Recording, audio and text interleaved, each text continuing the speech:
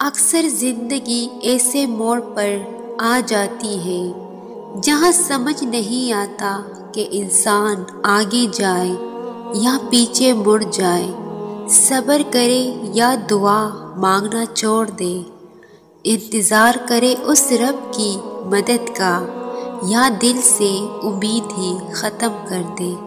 یہ کڑا وقت آزمائش کہلاتا ہے۔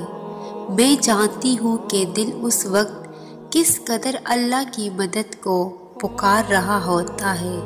ہر وہ چیز جس کے بغیر تمہیں اپنی زندگی بے رنگ لگتی ہے، اور جب تڑپ کر پکارتے ہوئے کہتے ہو اللہ تیری مدد کہاں ہے، اللہ کہتا ہے مدد قریب ہے ہماری۔ اللہ تعالیٰ قرآن پاک میں خود تم سے فرما رہا ہے، بے شک میں جانتا ہوں جو بات تم پکار کر کہو، اور جانتا ہوں جو تم چھپاتے ہو۔ تمہارا دل تم سے اکثر سوال کرتا ہے نا کہ اللہ کی مدد اور اس کے معجزے واقعی ہوتے ہیں۔ اللہ اپنی مدد آخر کب بھیجتا ہے؟ ہم جس مشکل وقت سے گزر رہے ہیں تو اللہ کی مدد کس طرح آئے گی؟ یاد رکھو یہ بات کہ اللہ تم سے کچھ نہیں چھینتا، وہ صرف تمہاری آزمائش کرتا ہے۔ جان لو کہ صرف ایک کن کی بدولت وہ تمہیں سب کچھ دے سکتا ہے۔ وہ بس تمہیں دیکھنا چاہ رہا ہے کہ اس کا بندہ اس کی رحمت سے مایوس تو نہیں، وہ ایک چیز چھیننے پر ناشکرا تو نہیں۔ اس بات کی بڑی مضبوط دلیل ہے قرآن پاک میں۔ اور اگر ہم انسان کو اپنی رحمت کا مزہ دیں اور پھر وہ رحمت چھین لے تو بے شک وہ بڑا مایوس اور ناشکرا ہو جاتا ہے۔ میں بالکل جانتی ہوں کہ زندگی میں ایک وقت ایسا ضرور آتا ہے کہ لگتا ہے سب کچھ چھین گیا، شاید خالی ہاتھ رہ گئے۔ اللہ کے در پر جا کر انسان اپنی ردا سن لیتا ہے، اور یاد رکھو جب اس سے مدد مانگنا ہے تو بے شک ایک وہی تمہارا مددگار ہے۔ تم سوچتے ہو کہ اللہ کی مدد کب آئے گی تو جان لو کہ تم اس کی مدد سے باہر ہو ہی نہیں۔ جس کی اللہ فکر نہ کرے تو وہ اسے اپنی یاد سے بھی محروم کر دیتا ہے۔ تم ہر جگہ اس کی علم، اس کی قدرت سے باہر نہیں ہو، چاہے تم گوشہ تنہائی میں ہو یا بھیڑ میں۔ اللہ تعالیٰ اسی جگہ تمہاری زندگی کا سامان کر رہا ہے۔ قرآن کہتا ہے مشرق مغرب سب اللہ کا ہے، جس طرف تم رخ کرو گے اسی طرف اللہ کا رخ ہے۔ اللہ بڑی وسعت والا ہے اور سب کچھ جاننے والا ہے۔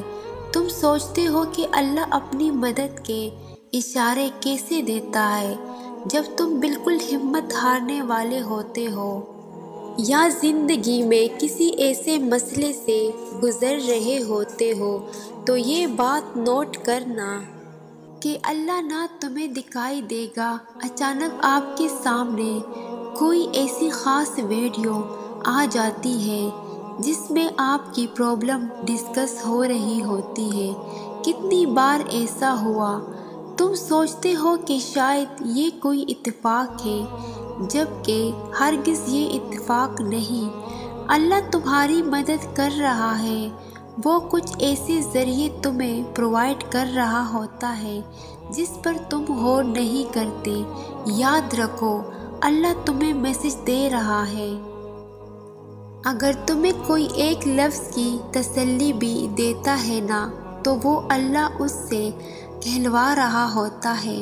اگر اللہ تم سے ناراض ہوتا تو کسی بھی قسم کا کوئی اشارہ تمہاری طرف نہ آتا۔ یاد رکھو اللہ جس سے ناراض ہوتا ہے تو اسے ڈھیل دیتا ہے اور اسے اپنی یاد سے غافل کر دیتا ہے۔ ایک حدیث میں آتا ہے کہ جس شخص کی فکر اللہ چھوڑ دیتا ہے تو وہ بھٹکتا رہے اور جس وادی میں مرے اللہ کو اس کی کوئی فکر نہیں۔ کیا تم نے دیکھا جو اللہ کو بھول گیا تو اللہ نے اس کو اپنا آپ ہی بلا دیا۔ اللہ کہتا ہے کیا تمہارے اسباب کر سکتے ہیں؟ میں ہوں جو اسباب کا موجد ہوں۔ تم اسبابوں کے بنانے والے کے پاس جاؤ۔ اسبابوں کے اندر بھی اللہ طوفان کھڑا کر دے گا۔ تم جانتے ہو اللہ اپنی مدد کس طرح بھیجتا ہے؟ جب تم اس یقین کے ساتھ مدد کے طلبگار ہوتے ہو کہ اس کے خزانوں میں کوئی کمی نہیں تو وہ تمہاری مانگی چیز کو تمہارا مقدر کر دیتا ہے۔ سنو، اگر تم تک گئے ہو تو اس آیات کو یاد کر لینا۔ تمہارا رب فرماتا ہے اور دیکھو بے دل نہ ہونا اور نہ کسی طرح کا غم کرنا، تم ہی غالب آؤ گے اگر ایمان رکھتے ہو۔ تمہاری سوچ ہے وہ کس طرح ان چیزوں کو واپس پلٹاتا ہے اور کس طرح اپنی مدد بھیجتا ہے۔ تمہاری عقل بھی گمان نہ کرے۔ تم دیکھنا تمہاری روئی آنکھوں کو قرار آ جائے گا، تمہارے غم کے سجدے خون میں بدل جائیں گے، تمہاری دعائیں موڑ لائیں گی۔ مقدر کی وہ تمام خوشیاں، وہ تمہیں اتنا نوازے گا کہ تم حیران رہ جاؤ گے۔ جس رب نے اتنے قصے مکمل کیے وہ تمہاری کہانی بھی مکمل کر دے گا۔ تم نے اللہ سے مدد مانگی ہے تو بے فکر ہو جاؤ، وہ تمہارے لیے معجزات کے در کھولنے والا ہے۔ اور ایک دن تم اٹھو گے اور اپنی ان آنکھوں سے اپنی دعاؤں کو معجزوں میں بدلتا دیکھو گے۔ تمہاری ان آنکھوں میں خوشیوں کے آنسو ہوں گے، وہ تمہارے لیے عرش سے معجزے اتارے گا انشاءاللہ۔